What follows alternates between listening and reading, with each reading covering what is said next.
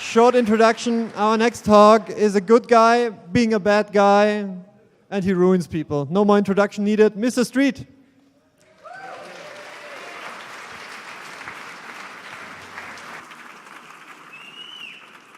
I sure hope you are doing better than I am right now. It's like, I use this slide to tell people, to explain to people that, no matter what I say in this slide about, how I'm going to steal and kill and destroy, I'm really adorable, okay?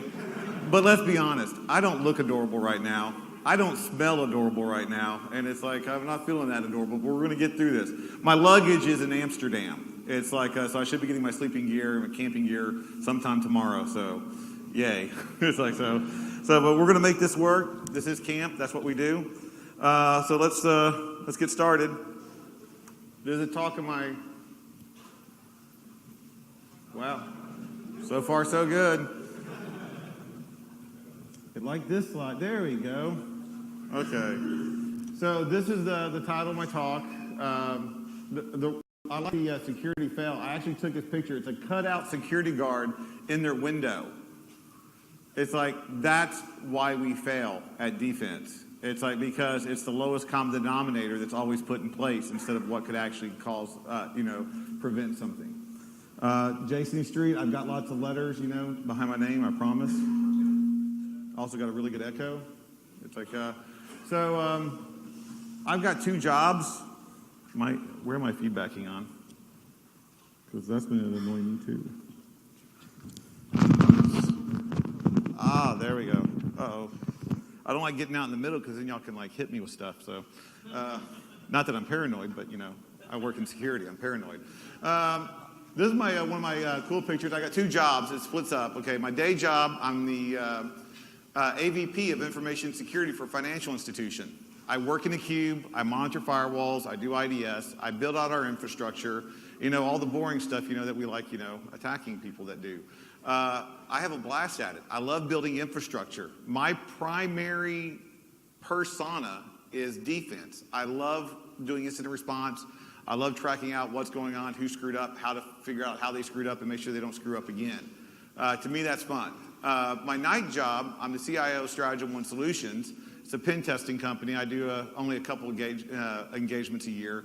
I've written a book called Dissecting the Hack, and I travel around the world, talking and trying to scare the bejesus out of people and stuff, for fun. So this picture right here was taken in San Diego at a industrial park. I walked around the perimeter of this building for an hour. An hour. Security went outside and saw me twice.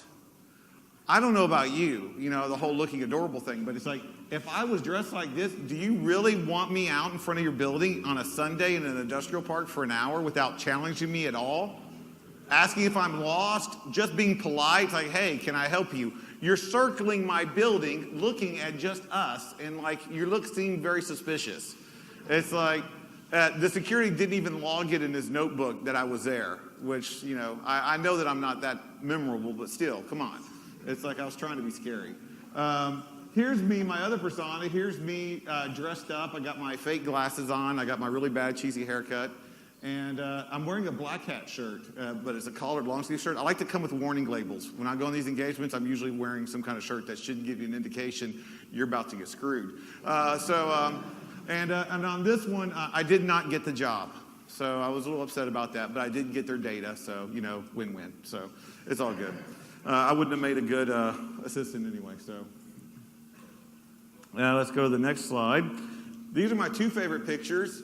In this picture right here, I'm a liability shirt. It's like I actually stole a car in. So I thought that was fun. It's like I actually go, you act like you're on the phone, you're taking pictures of the valet booth, taking pictures of all the keys.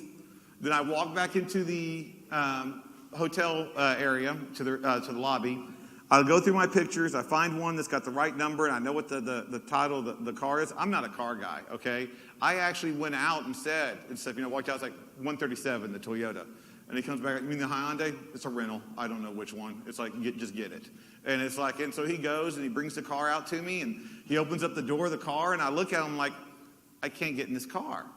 And he's like, why? I says, well, because I'm stealing it. It's like they hired me to see if I could get away with stealing cars, and I can. I'm a liability. And it's like, the poor guy, I really feel bad for him. And it's like, and luckily he'll never see this talk because it's like, and I'm never going to mention by name, George. But he actually kept the door open after I took a picture of the door open. I had to take a picture of it because when I take a picture, that's mine. It's like, that's how I show things without actually stealing someone else's property that I'm not supposed to take.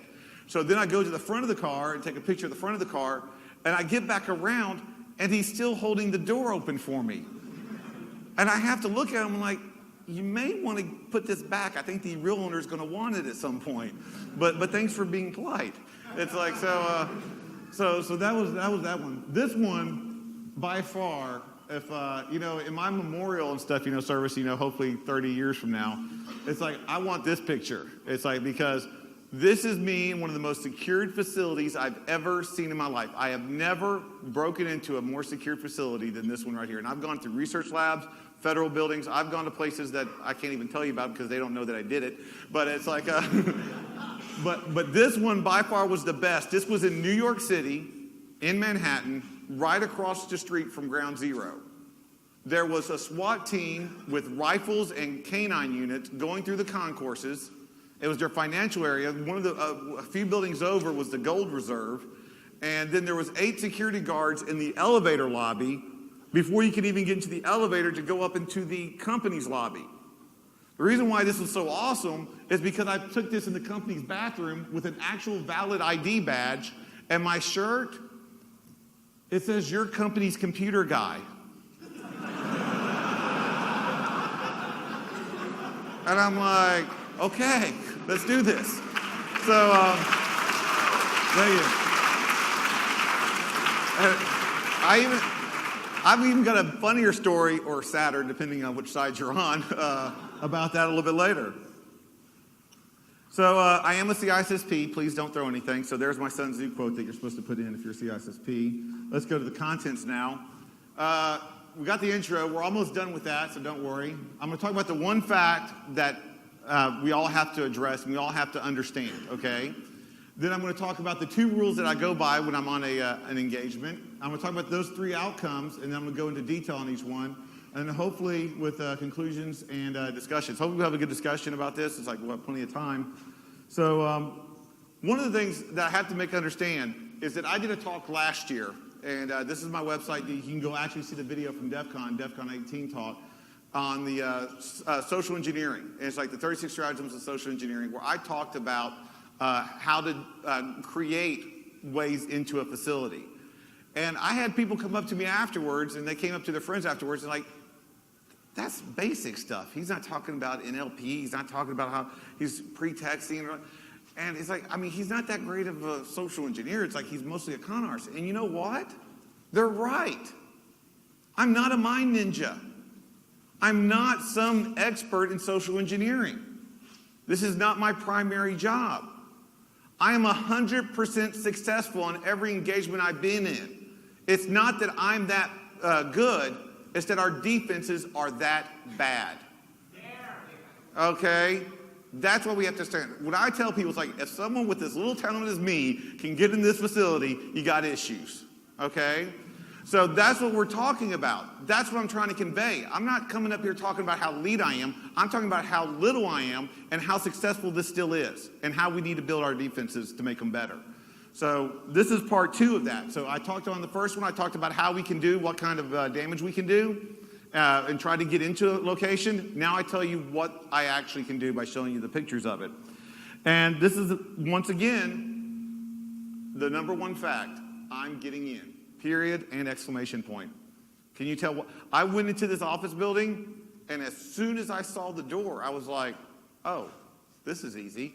I walked over, I pushed 135, opened the door, and went to the guy who already, see how it's all rubbed? It's only rubbed on that one, and that one. Those 2 are clean because they've never been used. They never changed the lock code. I've got other pictures from other keypads and stuff, showing the same exact thing.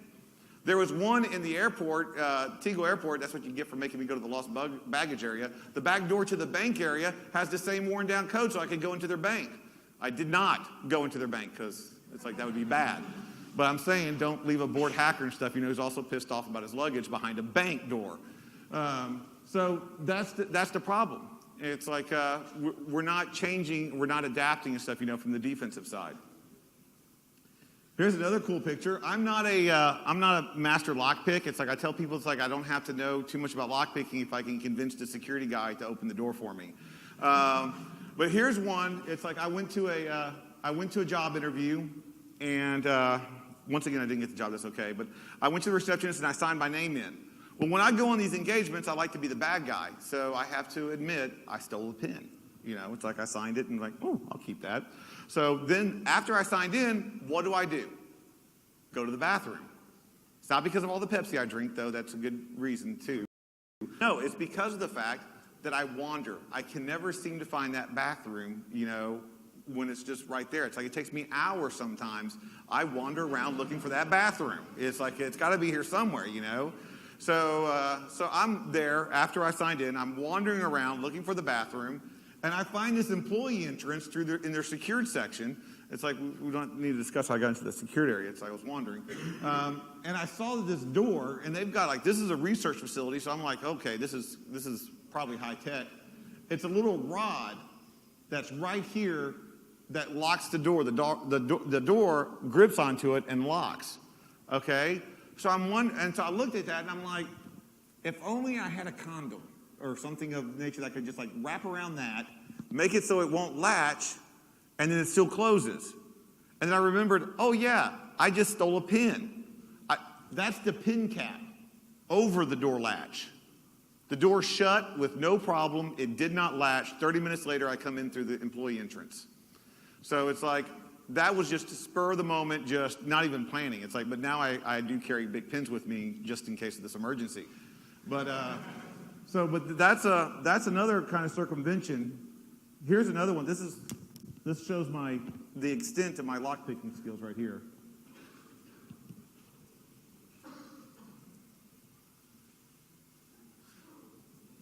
See how cool that is? That is the extent of them. But let's see if we can actually get a video going. There we go. It's hard to see. I'm in front of two glass doors. There we go. And two glass doors. And I'm sticking some cardboard through the door. And there I go, opening it. Like I said, I'm not great with the lockpick set, but I'm great with cardboard. And that circumvented their door system. It's like that was a financial institution, so they may want to work on those. Actually, they are working on them. So I did catch back with the client. They are changing those. Here's another way that I like to break in. This is the cool one because this is an actual forged email. I love making forged emails, and you put them on the iPad. You always have to have your iPad with you because if you print out the paper, it could be forged. It could be like you just made this up and printed it out. But if it's on an iPad, it's magical. Okay, it's like how could he be a bad guy? He's got an iPad. So another cool.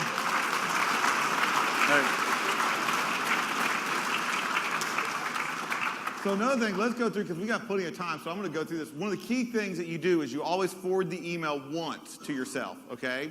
So this is all fake, 100%.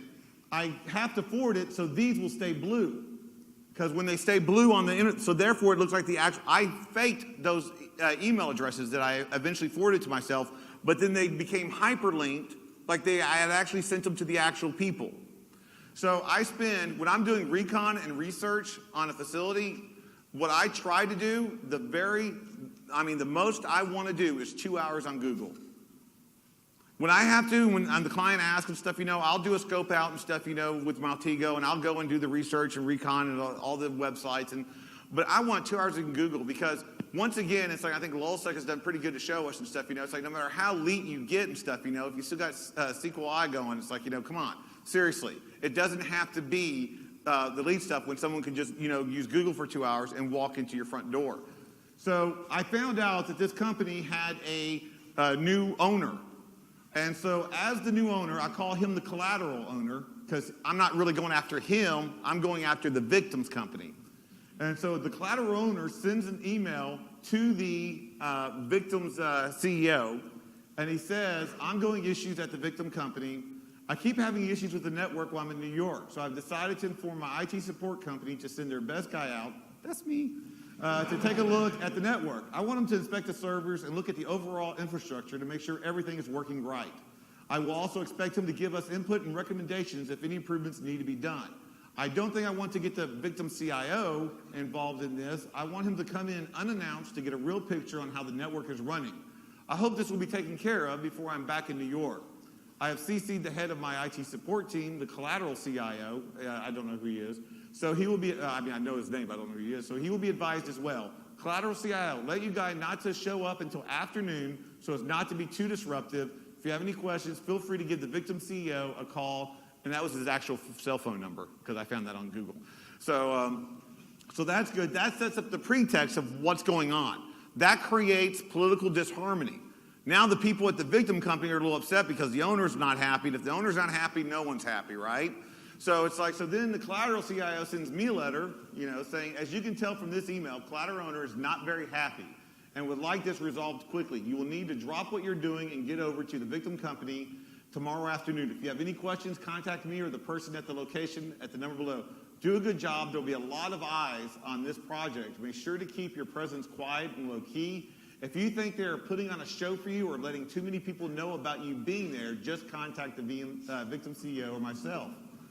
So what does that do? That says, of course you weren't supposed to know I'm here. This just says this is the reason why I'm not here.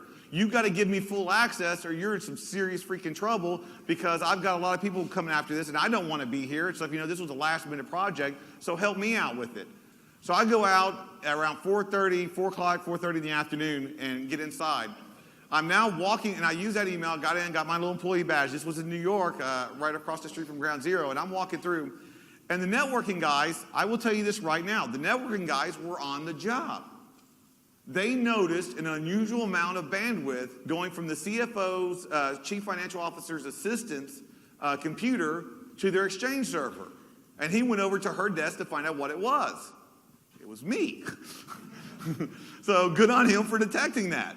So he wanted to talk to me a little bit, so he pulled me aside, and it's like I showed him the email saying, look, I don't know about all this political stuff, I'm not trying to get involved. Someone's a little upset. It's like, he then took me to his office. So I had to go to his office. Now it's like, jigs up, what's going to happen. I talked to the CIO. He calls the CIO.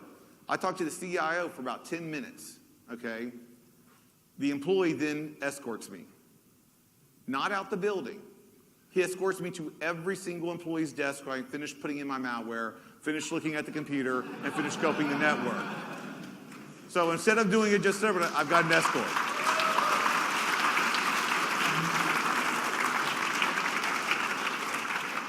That's why it's in my slide deck, because this is a freaking awesome letter that I wrote on this one. So I was really proud of it. I do have some good news for you, though. There is some good news, okay? I don't care about PCI. Don't care. Sarbanes-Oxley, HIPAA, whatever, don't care. Your ISO standards, it's like if it's not for Linux distribution, don't really matter. It's like all I want to do is F you up, okay? I'm not trying to find out if you're compliant. I'm not trying to audit your network. I'm seeing what I can steal or destroy from it. Okay, so when I do that, I do two simple rules from the movie Serenity, which was a great television show in America and stuff on Fox. May they die in a fire for canceling it, called Firefly. And those, thank you. It's like, and those two simple rules are quite simple. Is I aim to misbehave. Let's go be bad guys. That's all I've got. That's all I got working for me. It's like I'm walking through. It's like, yeah, I'll steal that pin. Oh, that's the door. Oh, I'll flip that lever. It's like, oh, yeah, I'll start that fire. Yeah, it's like, so that's what I do. Because quite frankly, we have to understand, it's great that you're audited. It's great that people are looking at your security standards and practices, okay? But when the bad guys come after you, they're not checking your policies and procedures. They're not going to play fair. It's like one of the things that irritates me the most and stuff, they go and do that. It's like, well, you can go and attack these servers, but this one's mission critical and stuff, and it's got to be up 24 hours. Don't touch that one. Because I'm sure the bad guy is going to be going through scanning. It's like, oh, this one looks like it's got a lot of traffic. Let's leave that one alone. We don't want to mess with that one. Let's make sure we get all the other ones, because I'm sure that's what the bad guy's thinking. So it's like you got to understand that it's like, when you're coming up against them, they're not playing by a certain set of rules. And this is not something new. It's like, this is not a new revelation. This is stuff that's been going on for years, this kind of pen testing, this kind of red teaming, this kind of actual people stuff, trying to break in and take the data from a physical standpoint, not just from the network-based attacks. This is from the movie Sneakers, where it says the bank employee asked Robert Redford, which is that guy, it's like, so people hire you to break into their places to make sure no one can break into their places.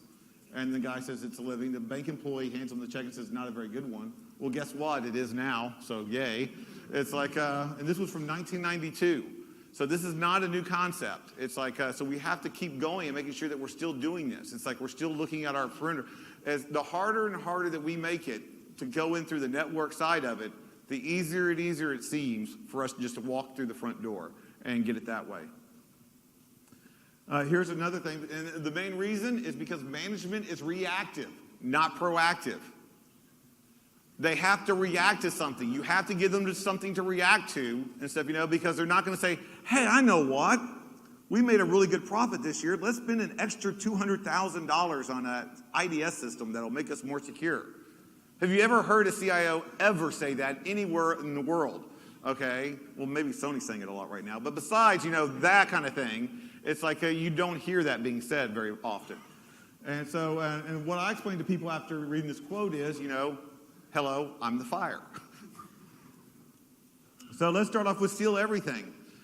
This is not, once again, people don't understand what great opportunity there is for thievery in office buildings. A guy in Houston, Texas, back in the late 90s, almost $100,000, I would say $50,000 to $100,000, because I like to exaggerate because it sounds cooler. It's like stole office equipment from 3 office buildings in Houston, Texas. You know how he did it? He was wearing khaki pants, a polo short, and I kid you not, he was pushing a cart. He was shopping in the office building. Oh, that printer looks good. I'll take that one. Oh, there's a purse. Yeah, that's good. It's like, oh, yeah. Cell phone? I'll take 3 of those. I need those. It's like, he was shopping. He would then go down to his van, empty it out, and yes, he would come back in and finish the trip. It's like, which is also, of course, the reason why he got caught. It's like, yes, it's bad, okay, but it's like, come on. It's like, you're going to be obvious at some point. So, but the guy in Tallahassee, Florida, last year, the guy spent 18 hours in an office building robbing them blind, okay? 18 hours. He brought food with him.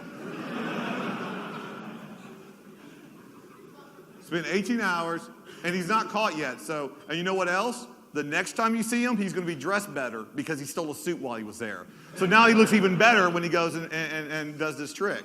But yeah, so yeah, he's still uncaught, and it's like he's still going out there. So let's get to some actual pictures.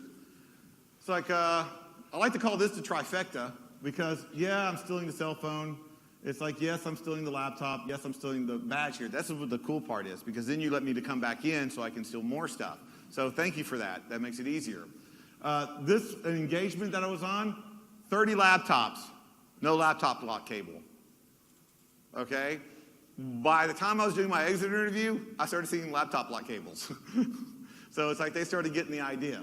And the phone, do you just want to steal it or do you want to clone it and see what else information you can get off of it? What kind of conversations that they're having? My whole thing is, and I tell people this, like, there's not one situation that I can't try to make worse. It can always get worse. I am the worst possible thing to happen to you at the worst possible time. I'm great at parties, I promise, okay? It's like, but I mean, that's the way these engagements are supposed to be run. And, oh, this slide is a little embarrassing, and I have a little bit of shame in this slide, and I'll explain. It's not because I stole the laptop, because, I mean, they were practically giving it to me, including the cable, so thanks for that. And it's not because I stole the screwdriver, because there might be something bolted down I'd want to steal later, so it's like I had to take that. But like I said, I have a CISSP, and I've got a code of ethics I'm supposed to go to, and I stole one of the cookies. I'm sorry. I know. It's like, I was hungry. Come on, what are you going to do? He gave me permission afterwards, so I guess that counts, right? It's like, or forgiveness, whichever. So here's another good one. Because you know why? Security's not going to pull behind your desk to see if you actually lock that, right? You just need to make it look secure. Ask the TSA about security theater. It just has to look secure. It doesn't have to really be secure as long as everybody thinks it is. Well, you know what? Security is not going to go and check and yank those cables. But someone like me who's stealing them, you better believe I'm yanking it to see if I can get a hold of it. And I got away with like 4 of them like this. It's like it turned out that the IT was telling people, that, yeah, just lock it and put it behind the desk. That'll work. So hopefully they change that. Here, I feel sorry for this guy a little bit. It's like, the frowny faces are there to protect the compromised. So I like this guy right here because he had it firmly secured to his desk. He had the laptop firmly secured, the lock firmly secured to the laptop. But I'll give you a hint right now. If your code is 0000, I'm going to try it. I'm going to try 1111. I'm going to try 9999. And if I'm in the IT area, I'm going to try 777. Okay, 0007. It's like because everybody wants to be James Bond. But yeah, the other thing I'm going to do is this is another little trick that not many people realize, but it seems like a lot of people do from the amount that I've stolen. Is they'll move this one either one way or the other just once, or they'll move this one direction just once. So that way they can just go, dink, secure, dink, unsecure, and I go, dink, it's mine. So it's like, so you got to be careful about stuff like that. Another thing I have to explain is like when I go on an engagement, I'm going through all your drawers. Wait, hold on, that didn't sound right. I'm going through all your desks. I'm going through all your desktops. I'm going all through the cabinets, and I'm going to just see what I can get. So this gentleman had the laptop firmly secured to the desk, firmly secured to the laptop, and then he took 2 keys, his 2 keys, because he never took them off the chain, and he put them in his front desk, top drawer. Because no coworker is going to go looking through his drawers and stuff. That's just rude. Okay, I'm pretty rude. It's like, so now, not only do I have a laptop, but I have a laptop lock cable because I hate it when people steal the stuff that I took so hard trouble making to steal. So it's like, it's a good thing I have a cable now for me. And trust me, I won't leave the 2 keys by them together. So that was really helpful. The only reason why I included this slide, besides stealing the purse, was when's the last time you saw that iPod? That's awesome. That's like retro, so I stole that too, just because. Here's another good one. Here's another trifecta moment. Here's the car keys. There's the cell phone, and there's the purse. But for those watching, I want to make this perfectly clear, okay? I did not steal the lunch. That was left unmolested by me, okay? So that's all funny. Okay, now here's the time you got to remember the kittens, because what am I going to do? What's the worst thing to do with that? This is what you have to understand and explain to employees, okay? I'm taking the car keys. I'm going out to the parking lot. I'm going to find out where her car is. I'm going to open up the car. I'm going to come back with the car keys, put them back on her desk. I've got her driver's license from her wallet. I'm now, when she gets off work, I'm in the backseat of her car with a gun to her head. I'm telling her, it's like, I've got your driver's license. I know where your family is. It's like, I'm going to kill them before I kill you. If you do not go back into work, get all the company data that you have, all the private and top secret work product that you have, and bring it back out to me. That's what happens. This is employee, think of the kittens, okay? I'm adorable, okay? That's what can happen. That's how you explain to employees that, yes, this is their personal belongings, but it impacts the company, and it can impact them in ways they don't understand if they don't take the time to secure it. I tell people when there's this many frowny faces on a slide, you're just screwed. Sorry, it's just over, okay? This person actually wrote me a blank check to steal his identity, so I really like that. This is an American Social Security card with his signature on there, so I don't even have to try to bother forging it. I can, it's right there for me. So that's helpful. Driver's license, all this other information, and like I said, blank checks, so I can just start, writing checks. Remember when I said I went to the valet, and it's like I told him, and I got the car?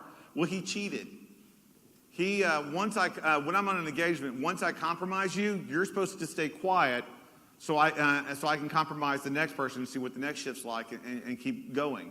Well, so it was like Wednesday night or something like that. I go to try to do the engagement again, and I can read the body language, and I see the way the valet is working. I know that because I've got all the other information. Because I went down because instead of going to the valet booth and taking pictures, I said, screw it. Their security's so poor. I went into the garage where their cars are and actually took pictures of the Lexus that I wanted with the license plate number, what it looked like, what was inside the car, and I went back up.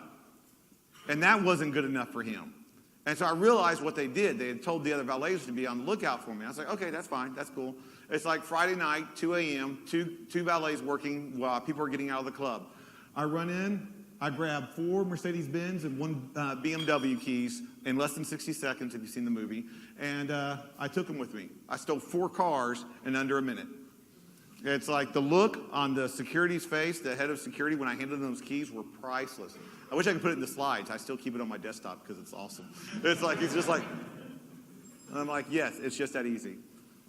That's for me, tell them I'm busy. So what else do we do here? We got to start doing better countermeasures. One of the key things that I say here is never allow people to tailgate. Never allow people to come in after you. We like to be polite. And when you're in an office environment, you don't want to be rude. So you know what? That's awesome. I'm coming in a wheelchair, and I've got a box on it. And it says, man, Jason, you're a douchebag. I said, yes, I'm a bad guy. I'm about to steal from you. I don't really care if you think I'm a douche because I'm in a wheelchair. It's like I'm there to steal from you. I'm there to do bad things. So I'm going to roll up in that wheelchair, and it's like I'm just like, can you open the door? Are you going to be the jerk that's not going to let me in? You should be. The answer is you should be. If you're giving them the proper respect and credit and stuff that they are, they're just like everybody else. They deserve the same kind of treatment. I'll be like, dude, let me see the badge. I can stay here all day. You have to be. It's a secured environment. They should have their badge. Every employee should have a badge. I was at this one engagement at this Federal Reserve place in America, and I was supposed to be there for a conference, and I went to the front door, and they had bulletproof glass, and they had a man trap where you were stuck in between this revolving kind of door and stuff until the armed guard saw you, and it had the metal detectors, and it had an x-ray machine. And I mean, I looked at that, I was like, dude, there is no way I'm getting into that. So I walked into the employee entrance. It's like I did that by holding the door for a lady. I was a gentleman. It's like, after you. And I walked right behind her. I couldn't be a bad guy. I held the door open. I was a gentleman. You should have seen the look on that lady's face. It's like who did the conference and stuff, you know. It's like when she saw me sitting in the conference room waiting for her, 10 minutes early. I was like, what? You want me to do a talk on social engineering and you don't expect me to be in your secured facility early? So another thing is, once again, I think we went over exactly how to show to your employees, how to give them that kind of emphasis to understand securing their valuables. Another thing is, if you see a suspicious person or someone you don't should be in the building, call security. That's one of the biggest things. It's like people don't want to go. I'm not saying go tackle the dude, okay, because that might be mean, that might hurt, okay? But contact security. Let someone know there's someone walking through our building. So many times I've gone to an engagement and I've seen someone and they're like, and I asked them later, it's like, why did you let me in? I mean, I was saying some pretty stupid stuff. It's like, how could you let me in on this? And they're like, well, I knew there was something not right, but I didn't want to be rude. I didn't want to say nothing. You have to let them understand they're supposed to say something. That's part of their job.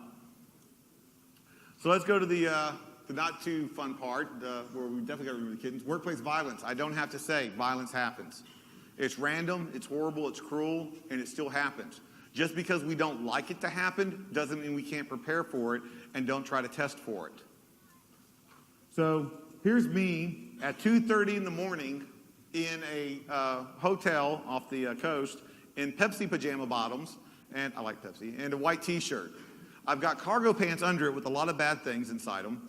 It's like, and then I've got, and I'm walking barefoot. I went into the hotel lobby just like a regular person. I acted a little tipsy. I then go into the men's bathroom. I put on the Pepsi pants. I take off my top shirt, take my shoes and socks off, stick them under the sink, and then I start wandering the hotel. I'm underground now in their employee area, and I find their mechanical room unsecured. And not only unsecured, but I find this. Let's take a better look at that because that's awesome. There's no locks. and those are levers. Okay, I'm the kind of guy, if it's turned on, I'm turning it off. If it's turned on, I'm turning it on. And by golly, if there's a red button, I'm pushing it at least twice, okay? It's just, I can't help it, okay? It's a red button, you're supposed to. So here I am in this mechanical room, and quite frankly, what I'm gonna do is, I'm gonna start a fire right here. Nice little chemical fire. It's like with some poison, some gas stuff, as it burns. Electrical fires are the best because it's the most poisonous and stuff, most toxic and stuff, when it's going through your ventilation system. So I'll start a fire right here, start doing that. But I don't want you to think I'm mean. I'm not a mean or rude person. So what I'm going to do is, no one wants to be woken up at 2:30 in the morning hearing this buzzing alarm system, right? So I'll silence your alarm system for you, okay? So that way no one has to get woken up and stuff, with the buzzer blaring. What else will I do? What's worse than the buzzing alarm? Who wants to get woken up with water thrown in their face? That's just totally rude. So I'll be nice. I'm a gentleman. I'll cut the sprinkler system for you, okay? So that way you don't have to worry about that. They'll be woken gently up with the smoke and stuff, as they try to get out of the burning building, I try to be nice that way. So those are some of the things that you can do in the mechanical room. Guess what? As I was walking out of the mechanical room, I got stopped. I got stopped by one of the employees. What was my first reaction? Elevator. Elevator? I'm trying to, room. Elevator. Okay. And he walked me to the elevator and let me back up. So thank you for that. It's like the best drunk impression I can give. A good place to kill people? In the kitchen. You think most accidents at home happen in the bathroom or kitchen or whatever? I think it's the bathroom. Well, in hotels, it's the perfect place because I can selectively kill someone, or it's like, I can just take out a whole floor, with some of the equipment that's there. But you're like, Jason, how can you do that? It's like, well, let's watch a video. Is there any law enforcement from Malaysia in here? Okay, good. Here's me in a Malaysian hotel. I promise I almost got can we turn the lights down a little bit? Because it's going to just be a black blob, and I'm just going to lie and say it's even leader than it is. So, okay, there we go. That should be a little bit better. So let's watch me walking through a Malaysian hotel. Let's wait for it to catch up. What I decided to do was just do this video and just show exactly some of the things you can do. So here I am walking through the front doors. I don't edit this at all. I didn't want you to think that I got caught or something happened and stuff, so it's like I'm edited it to make it look better. So you get to see the stupid stuff too. Because here I go, and I make the wrong turn. I didn't know it was the wrong turn because I've never been in this back area before.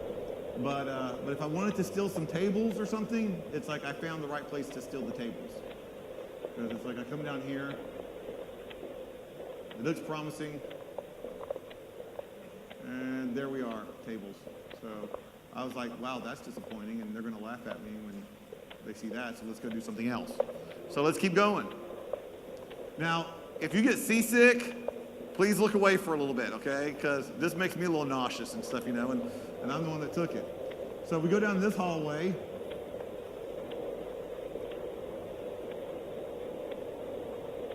And we go down this hallway. And we're walking, and I see that. It's hard to see because it's moving around so much. That's a closet right there. Let's look at this closet. Right there. You've got a closet or a room that is so valuable that you put a padlock on the door. But you helped me out by not padlocking it. So thank you for that. I appreciate that. What's in this room? Let's see.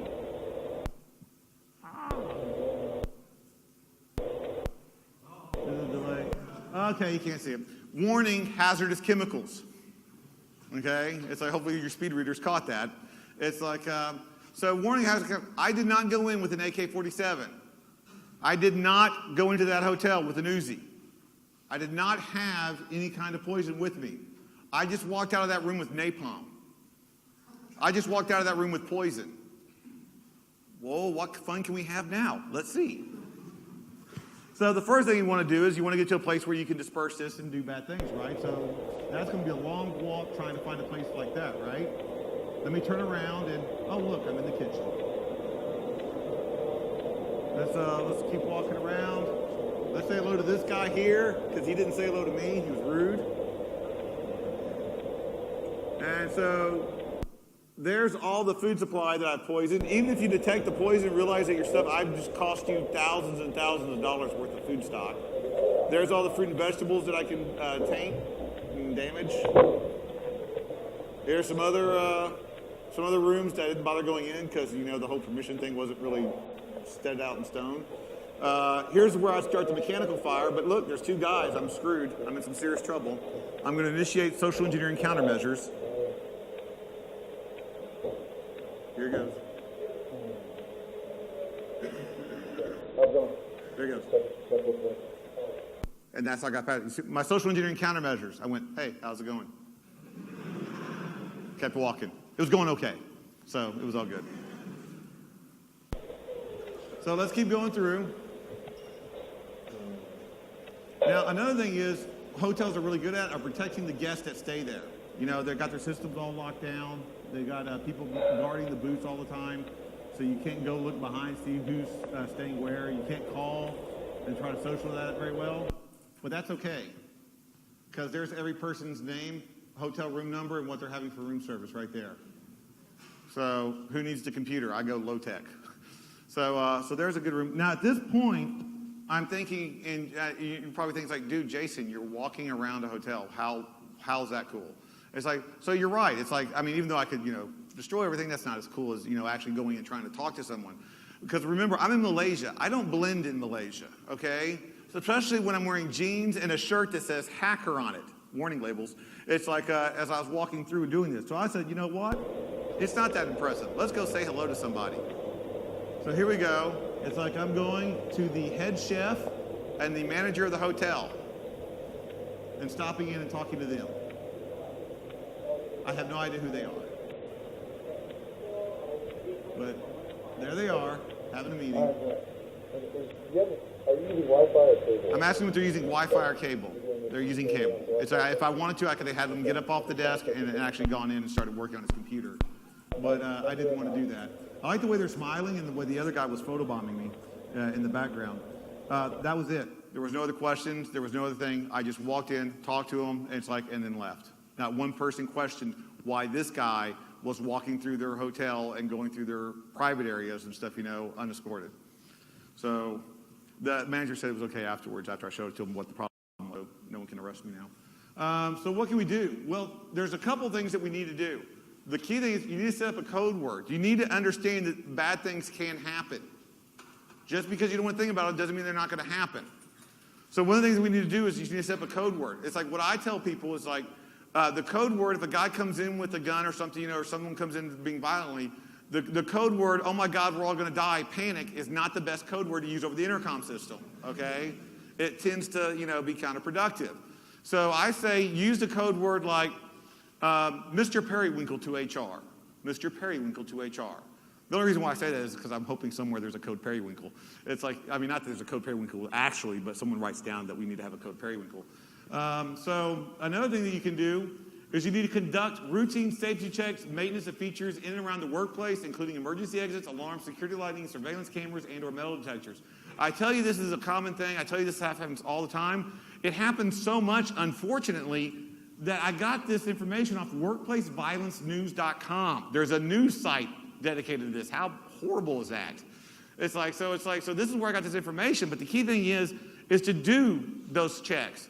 Not only does it promote security awareness from your employees and let them realize, oh, we need to be worried about it, but it also helps in other things. I was doing an engagement, and when I was walking around that 1 hour, I noticed that if I went diagonally through this one parking lot from the guest, the next door parking lot, I'd go through that diagonally. I could get to this one cargo door that I could jimmy real easy. The door could be jimmied real easily, even for me. So I was like, yeah, that's awesome.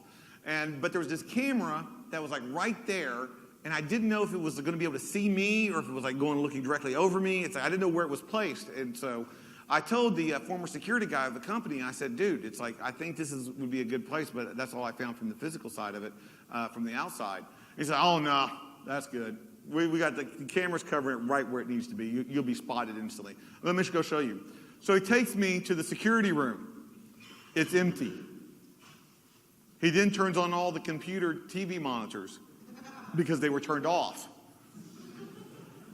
The one camera, I kid you not, that was not working was that one. I looked him dead in the eye and I said, oh, I guess I wasn't the only one that had that idea. You might want to check your inventory right now. I did mention he was the former security guy, right? Okay, good. It's like, so that's how easy it can be done. It's like you have to monitor these things. You have to maintain these things. So let's go into corporate espionage. I hate to break this to you and stuff, but the Chinese didn't invent it. It's like it's been going around. It's like ask the CIA how good they are at it to the French.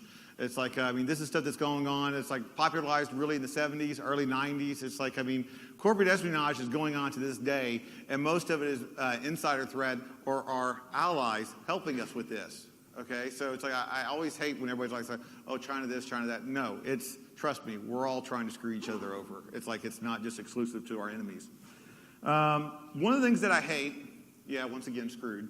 One of the things I hate, I'm an environmentalist, okay? And one of the saddest things, I'm going to get emotional, is all those print jobs that go unattended. Everybody prints out those print jobs and they put them beside the printer. Those trees died in vain. Those trees died and nobody read them, okay? Being the wonderful environmentalist that I am and stuff, what I'm going to do? I'm going to liberate them. So I'll take those paperwork. I'm such an environmentalist, it's if it's still printing out, just in case you may have forgotten it, I'll take that one too. Secured bin, I love those. The reason why is because you're telling me, here's all our confidential data that we need to shred, but I'm too lazy to go to the shredder, so I'm going to put it right here for you. So yes, I empty those out first. There's my USB drive in your workplace. It's like you don't want my USB drive in a workstation. Of course, people, I know where this USB drive's been. You don't want it in your Exchange server, okay? That's not going to end well. And you're thinking, it's like, well, what harm can be an Exchange server? Ask HB Gary, okay? It's like, yeah, that's not a good thing, okay? It's not as bad as, maybe in your accounting server. Me and the 25 new employees that are all, paying me now, that's a cool thing. I could hide it in the server and do password sniffing and Wireshark and trying to crack the hash. But once again, remember, not technical. I don't like to do it that way. Can I just take it off the monitor? I want you to know I give them the benefit of the doubt. I tried leave blank bracket first, okay?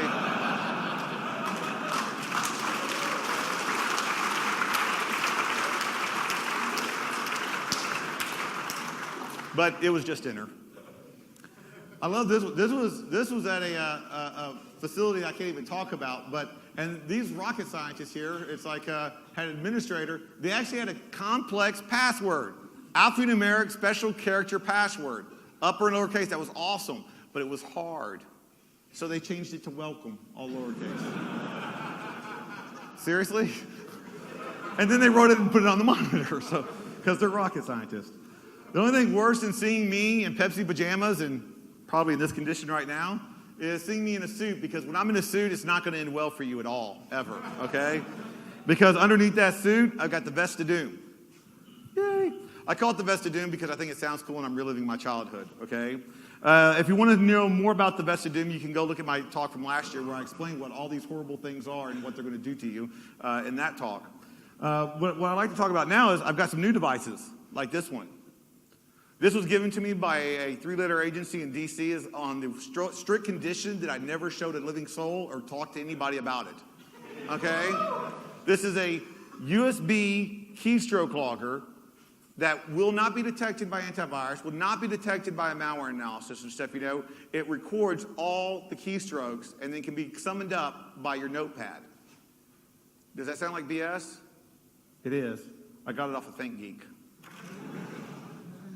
ThinkGeek has spy keyword loggers. Let me put that if there's any QSA or CIOs and stuff, who I like to talk to, let me explain that to them. Available at a Geek and Gadget website near certainty. Being able to log the CEO's keystrokes, yeah, that's catastrophic, and that's where that lies.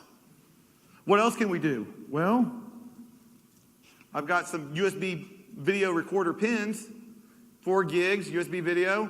I put these in your cup. So if everybody's got that pin cup, right? Put that in there so I can record your data and what you're doing on your daily business. Keep one in my pocket for me. When I'm the mechanic, of course, I got my USB 8 gig video recorder flashlight recording. I took that video in Malaysia off of my 4 gig video watch. That's why it was so shaky. And then also I can use the iPad too to do the damage as well. And to get those kind of devices, you have to be in a select group of people to be able to find even where to acquire that kind of equipment, okay? I'm going to help you out with that. You got to be a frequent flyer. Sky Mall. It's like, that is, how hard is it when an executive going from, Des Moines to New York can go through and say, oh, I can steal my boss's data with this stuff. This is awesome. This is not a serious threat of corporate espionage. This is your regular employees having access to data that can destroy your company. Here's another device. I love this. This is the Pony Plug. The reason why the Pony Plug is so cool is because you don't realize it's a computer that's tunneling into your network and it's bypassing your controls by going through Wi-Fi. So I've got it connected to the Ethernet. It acts as a bridge, so I can then connect to it from outside. And I don't even wait till the car. Heck, I've got Backtrack 5 on this tablet and stuff. I'm actually phoning you from the lobby. So it's like, and I plug those in, and this was actually at 4 banking branches that I did off the West Coast. I actually made the bank branch manager get up out of her seat so I could plug this in behind her desk. I was telling her, it's like, yeah, I got the voltage regulator, I got to check the voltage regulator, so it's like, you got to help me out here. It's like, let me go and check to make sure all your computers have UPS units. I was using a name I could not verify. I wrote it down. It's like, I did not have any ID to back it up. Company that didn't exist and a phone number that was wrong. It's like, they let me through the teller area, they let me through the bank area, they let me through the branch. If I had a ski mask and shotgun, they knew what to do. Walking with the computer, it's, okay, sure. Walking with shotgun and ski mask, maybe a couple thousand, or I'm dead. Walking with the computer, I'm walking away with millions. So there's an incentive there.